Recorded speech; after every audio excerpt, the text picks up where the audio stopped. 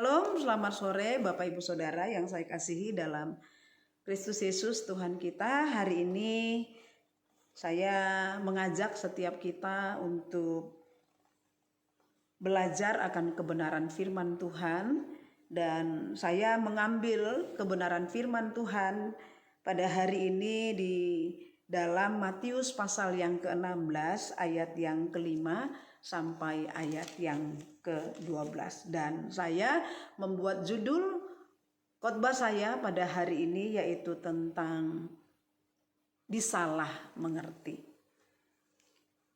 Ayat yang ke-5, demikian firman Tuhan, pada waktu murid-murid Yesus menyeberang danau, mereka lupa membawa roti. Yesus berkata kepada mereka, berjaga-jagalah dan waspadalah terhadap ragi orang Farisi dan Saduki. Maka mereka berpikir-pikir dan seorang kepada yang lain, itu dikatakannya karena kita tidak membawa roti. Dan ketika Yesus mengetahui apa yang mereka perbincangkan, ia berkata, mengapa kamu memperbincangkan soal tidak ada roti? Hai orang yang kurang percaya, belum juga kamu mengerti? Tidak kamu ingat lagi akan 5 roti untuk 5.000 orang itu, dan berapa bakul roti kamu kumpulkan kemudian? Ataupun akan 7 roti untuk 4.000 orang itu, dan berapa bakul kamu kumpulkan kemudian? Bagaimana mungkin kamu tidak mengerti apa bahwa bukan roti yang kumaksudkan? Aku berkata kepadamu, waspadalah terhadap ragi orang Farisi dan Saduki.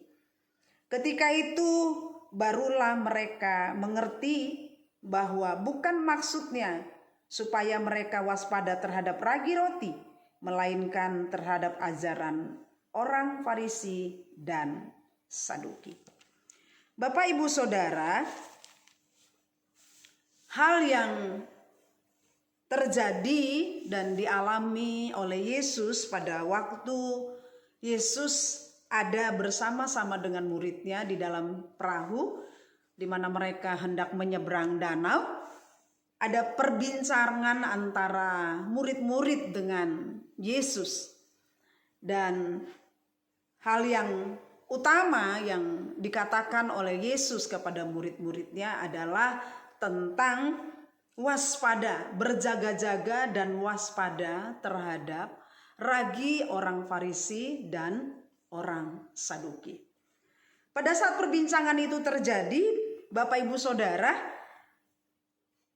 murid-murid salah mengerti apa yang dikatakan oleh Yesus. Salah mengartikan perkataan Yesus. Karena dalam pikiran murid-murid Yesus, karena mereka sadar setelah mereka di dalam perahu, mereka sadar bahwa mereka nggak bawa roti. Dan tiba-tiba Yesus berbicara tentang ragi roti.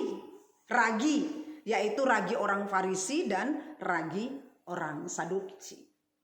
Karena berbicara ragi, murid-murid Yesus langsung terkoneksi pikirannya itu tentang roti.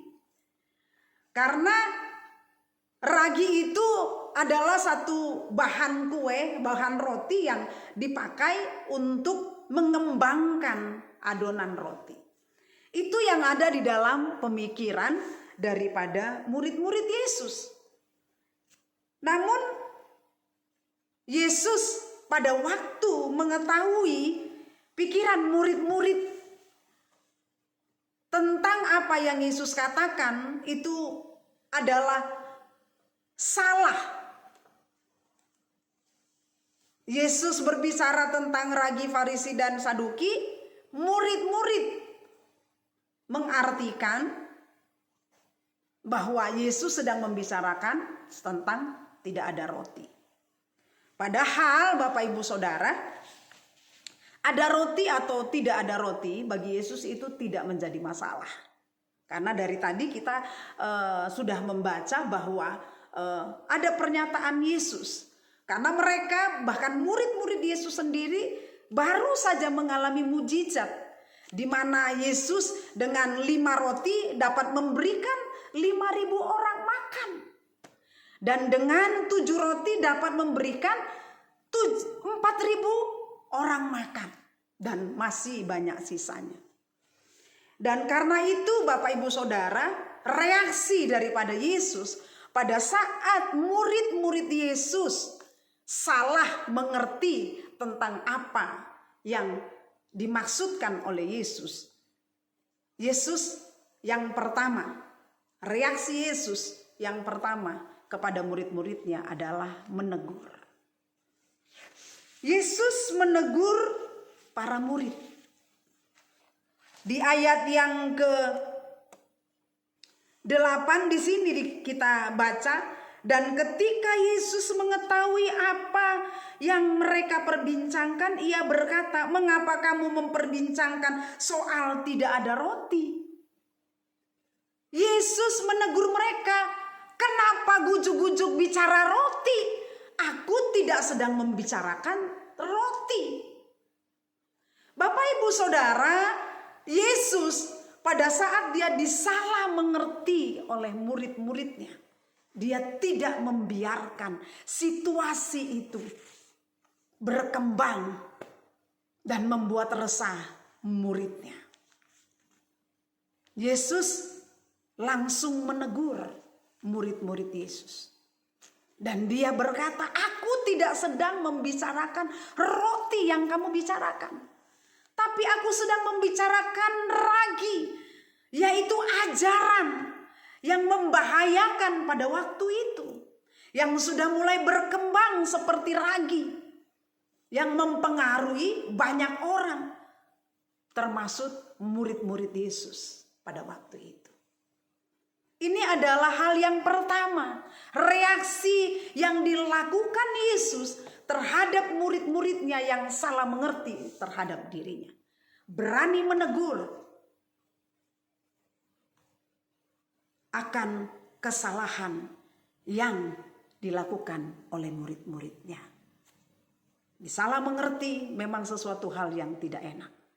Tapi kita sebagai orang yang percaya, sebagaimana Yesus berani menegur murid-muridnya, kita pun juga berani menegur orang yang salah mengerti terhadap kita. Itu hal yang pertama. Hal yang kedua, reaksi Yesus. Pada saat dia tahu murid-muridnya salah mengerti tentang apa yang dia katakan. Hal yang kedua yang Yesus lakukan adalah Yesus memberikan pengertian dan penjelasan. Di sini di ayat yang ke-8 sampai ayat yang ke-11 yang tadi kita sudah baca juga dikatakan, dan ketika Yesus mengetahui apa yang mereka perbincangkan, ia berkata, "Mengapa kamu memperbincangkan soal tidak ada roti, hai orang-orang yang kurang percaya? Belum juga kamu mengerti? Tidak kamu ingat lagi akan 5 roti untuk 5.000 orang itu, dan berapa bakul roti kamu kumpulkan kemudian? Ataupun akan 7 roti untuk 4.000 orang itu, dan berapa bakul kamu kumpulkan kemudian?" Yesus dalam ayat tersebut coba menarik pikiran mereka, memberikan pengertian kepada murid-muridnya bahwa apa yang kamu sangkakan kalau aku sedang berbicara tentang roti fisik itu salah. Karena itu Yesus menggiring pemikiran mereka, mengingatkan mereka akan kejadian, akan mujizat yang Yesus lakukan beberapa waktu yang lampau.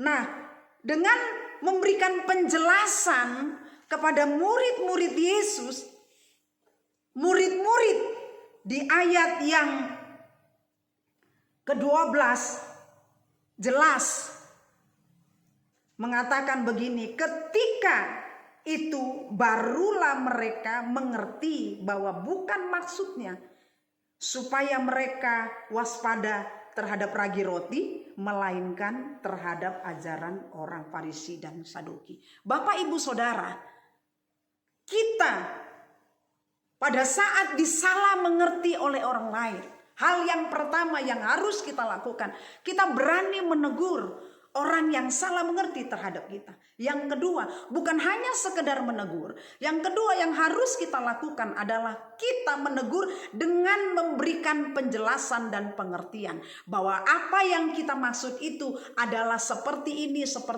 dan seperti ini. Dengan demikian Bapak Ibu Saudara, seperti apa yang Yesus lakukan.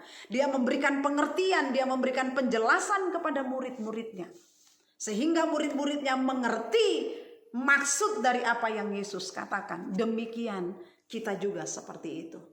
Jikalau ada salah paham, jikalau ada salah pengertian, hendaklah kita yang pertama berani menegur, yang kedua kita berani memberikan pengertian dan penjelasan yang benar bagi orang yang salah mengerti terhadap hidup kita. Amin. Tuhan Yesus memberkati kita semua.